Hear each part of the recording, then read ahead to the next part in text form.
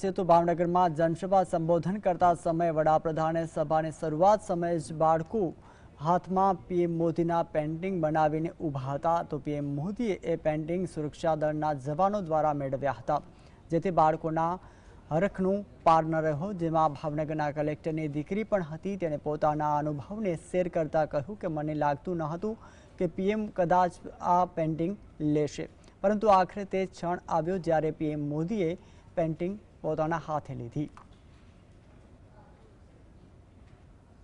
પ્રધાન નરેન્દ્ર મોદીએ તેમની સ્પીચ દરમિયાન એક બાળકી છે તેની સાથે પેન્ટિંગ લઈને આવી હતી અને તેમની સ્પીચ દરમિયાન જ તેમણે તેનો ઉલ્લેખ કર્યો હતો અને બાળકીનું જે पेंटिंग છે તે સ્વીકાર્યું હતું। આપણે તેની સાથે વાત કરશું। और बेटा, मोदी जी ने आपका नाम लिया स्टेज पर, उनकी स्पीच के दौरान आप घर से आई थी, क्या सोच कर आई थी और अब कैसा लग रहा है?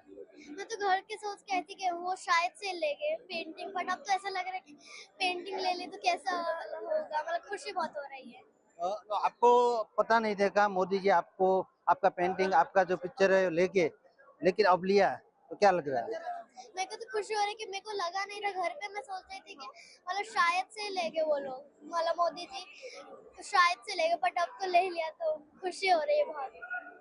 क्या क्या कहेंगे अपने दोस्तों को, स्कूल में जाकर क्या कहेंगे?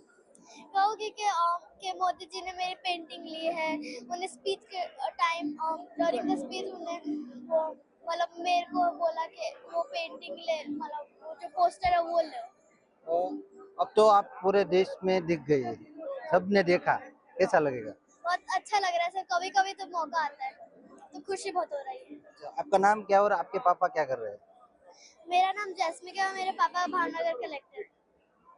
તો આ જે દીકરી છે તે ભાવનગરના કલેક્ટર જે મનીષ કુમાર બંસલ છે તેમની દીકરી છે અને મોદીજીએ તેમની જે ગિફ્ટ લઈને આવ્યા હતા તે સ્વીકારી, જેને લઈને તેના ઉપર ખૂબ જ ખુશી જોવા મળી રહી છે।